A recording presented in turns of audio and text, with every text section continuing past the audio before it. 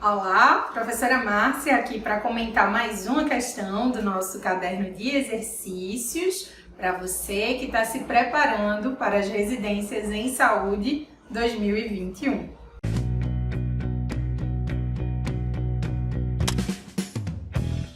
Hoje eu vou comentar a questão de número 29 do nosso caderno, mais uma questão, a penúltima questão do caderno, né? Mas mais uma do bloco de conhecimentos gerais de epidemiologia. Uma questão que foi escolhida a dedo, pelo momento que nós estamos vivenciando, pelos temas da epidemiologia, né? Sempre prezarem muito pela atualidade. Então, muitas bancas, e as bancas, a banca daqui do estado de Pernambuco, ela gosta muito de cobrar em prova os temas mais atuais, então está antenado com o que está acontecendo. Nós, profissionais de saúde, né, precisamos estar sempre atentos aos principais problemas ou questões, né, que estão sendo trabalhados não só na mídia, né, mas que estão sendo discutidos dentro do nosso meio, para que a gente esteja preparado, né, para essas questões que abordam as atualidades, tá? Alguns dos nossos alunos e também seguidores das redes sociais muitas vezes perguntam, né, de que maneira eu posso ficar mais atualizado, como é que eu posso estar por dentro daquilo que está sendo discutido, né? Então a gente tem, obviamente, canais oficiais, como o próprio site do Ministério da Saúde, que normalmente traz, né, temas que estão sendo mais abordados. Então, ali quando você vai ver algum tipo de informação, de comunicação, reportagem, né, sobre os temas ou sobre aqueles tópicos da área da saúde que estão em evidência. Assim como também, né, sites como o da Fundação Oswaldo Cruz, a Fiocruz. A Fiocruz tem uma revista muito boa, acho que é recomendada para todo profissional de saúde. Eu, como professora também da graduação, sempre recomendo para os meus alunos, né, que estão iniciando o estudo do Sistema Único de Saúde, para que ficarem atentos, né, às matérias, inclusive, que saem na RADES, né? A RADES é a revista Comunicação em Saúde da Fiocruz, da ENSP Fiocruz, que traz sempre, né, as atualidades de uma forma, né, muito crítica, sempre trazendo, né, posicionamentos importantes de pessoas intelectuais, estudiosos, pessoas da academia, pessoas que estão na ponta sobre os temas mais diversos, né, na área da saúde pública, saúde coletiva e do SUS de uma forma geral, né? Então recomendo a leitura da RADES. Inclusive o tema da questão que nós vamos abordar também foi discutido numa das edições da revista, e é uma atualidade ainda. Queria chamar a atenção de vocês, né, que essa questão, ela traz, né, no seu enunciado e na forma como a gente vai trabalhar, aspectos de mais de um dos temas abordados na epidemiologia, né? A gente pode discutir aqui conceitos das doenças, né, transmissíveis. A gente pode identificar aqui também termos, conceitos que são utilizados quando a gente discute a vigilância em saúde, principalmente a vigilância epidemiológica. Nós temos então aqui, né, um bom exemplo, um excelente exemplo de como a epidemiologia pode vir a ser abordada, não necessariamente a partir do tema específico isolado, né, mas os seus conhecimentos. Então, lembre-se que as aulas, né, os temas, eles são abordados dentro de uma perspectiva didática, da gente conseguir entender melhor, compreender. Mas que as questões, né, e o processo avaliativo e de construção do conhecimento, da aprendizagem, ele deve interligar todos esses assuntos. Então, esse é um exemplo de questão que aborda, né, que traz diversos conceitos que são trabalhados em mais de um assunto, ou mais de um tema ou aula, né, para você que é nosso aluno que está acompanhando aqui. Então, a gente não consegue classificar ele dentro de um tema específico, tá? E eu vou chamar a atenção de vocês aqui para a atualidade dos dados que são trazidos também, o que mostra, né, que as bancas, quando estão elaborando as questões, elas buscam de fato esse processo, né, de atualização e buscar saber se você está por dentro, né, do que de fato está acontecendo no SUS, tá? Então vamos à questão de número 29, questão da residência multiprofissional em saúde coletiva do estado de Pernambuco do ano de 2020. Prova que foi aplicada aqui no estado de Pernambuco em dezembro do ano de 2019, tá? Então vamos lá. Sarampo é uma doença viral aguda, similar a uma infecção do trato respiratório superior. É uma doença grave, principalmente em crianças menores de 5 anos, desnutridas e imunodeprimidas. A transmissão do vírus ocorre a partir de gotículas de pessoas doentes ao espirrar, tossir, falar ou respirar próximo de pessoas sem imunidade contra o vírus do sarampo. Em 2019, foram confirmados 6.640 casos. Destes, 5.652, ou seja, 85,1%, foram confirmados por critério laboratorial e 988, 14,9%, por critério clínico epidemiológico. Boletim epidemiológico, Secretaria de Vigilância em Saúde, Ministério da Saúde, aí a gente tem, né, o volume 50, número 28 de outubro de 2019.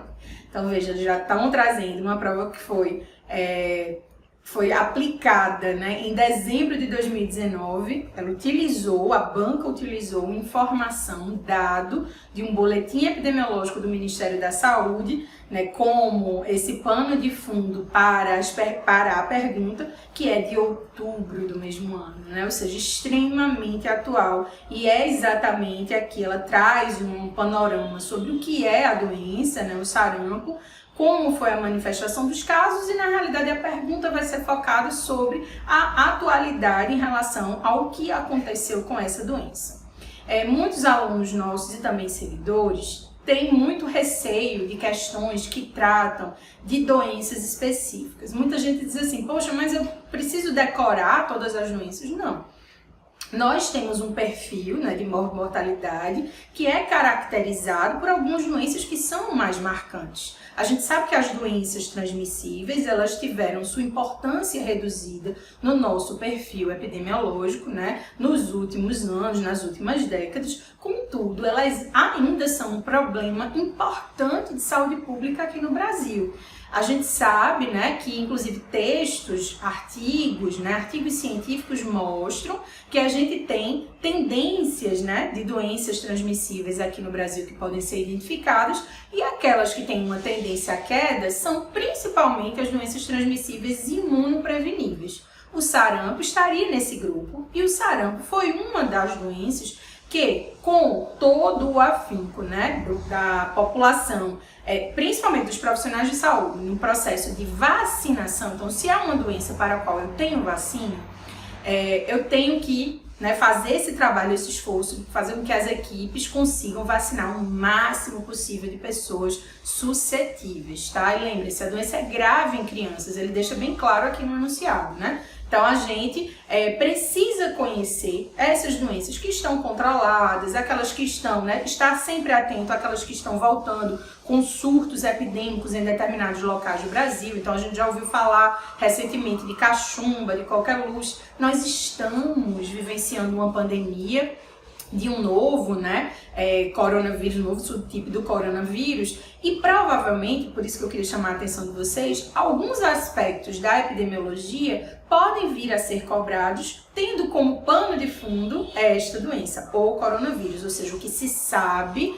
sobre a Covid-19, né, então esse novo tipo de coronavírus que apareceu no ano de 2019 na China.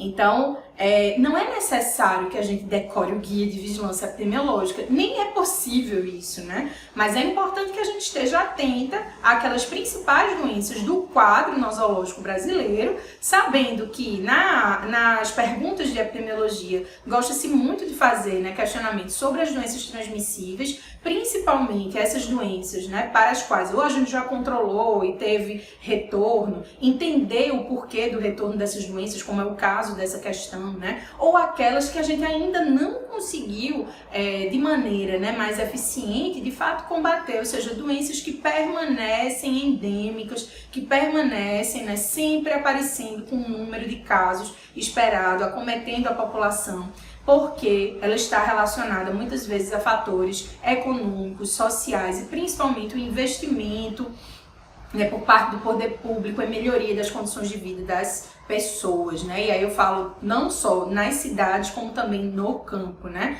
Durante muito tempo a gente discutiu, por exemplo, as endemias rurais. Então é muito importante nós estarmos atentos, né, conhecendo bem esse perfil, né, esse perfil de mortalidade, saber quais são as principais doenças hoje que figuram como preocupação das autoridades sanitárias.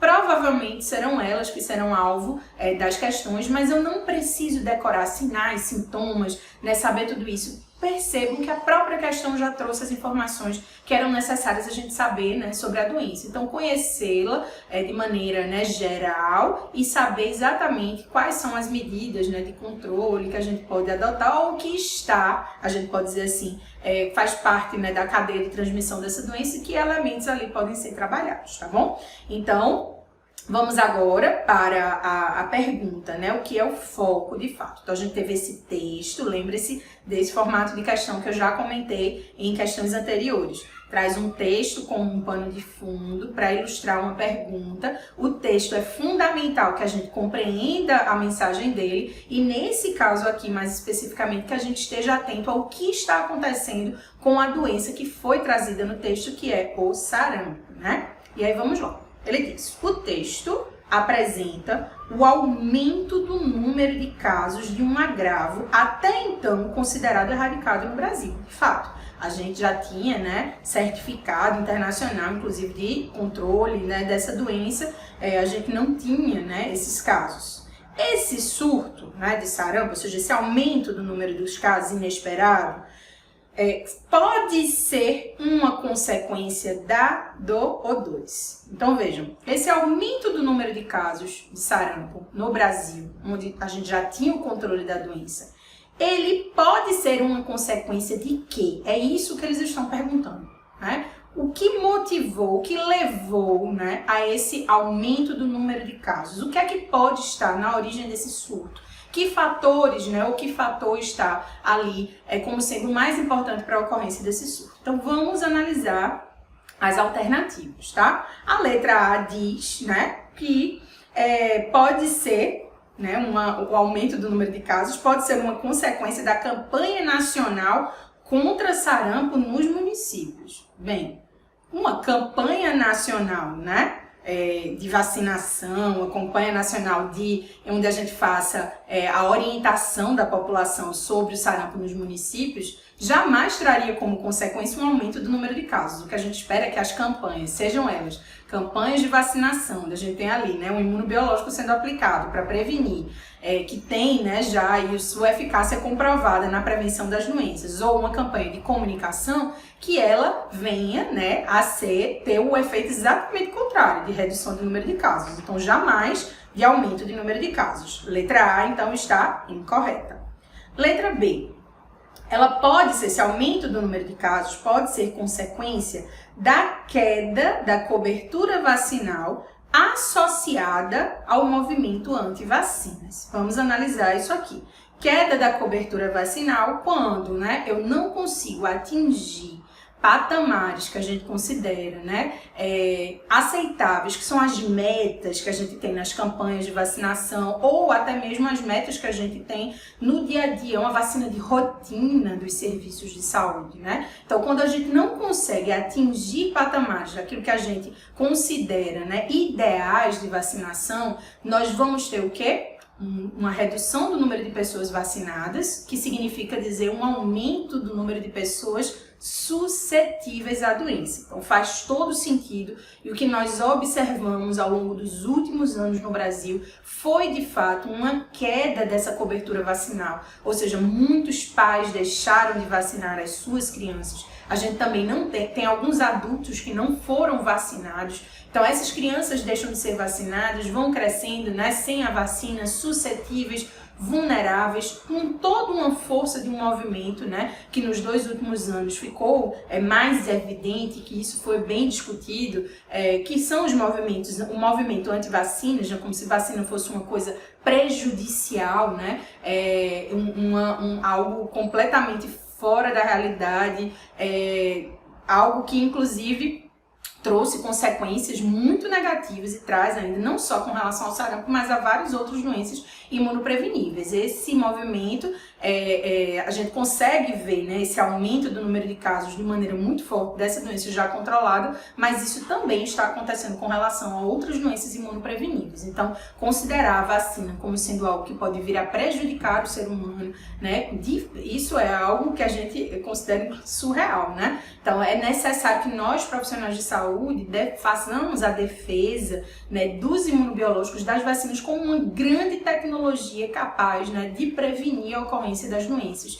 Um direito de todos nós, dessas crianças serem vacinadas, né? Então a gente tem visto inclusive medidas bem radicais em alguns municípios ou estados, né, em que a própria justiça tem que entrar para que os pais vacinem, né, as crianças. Então o movimento anti-vacinas, junto com a queda da cobertura vacinal, é considerado e reconhecido hoje como sendo, né, um dos principais motivos para o aumento, né, o crescimento do número de casos deste agravo, ou seja, do sarampo no Brasil.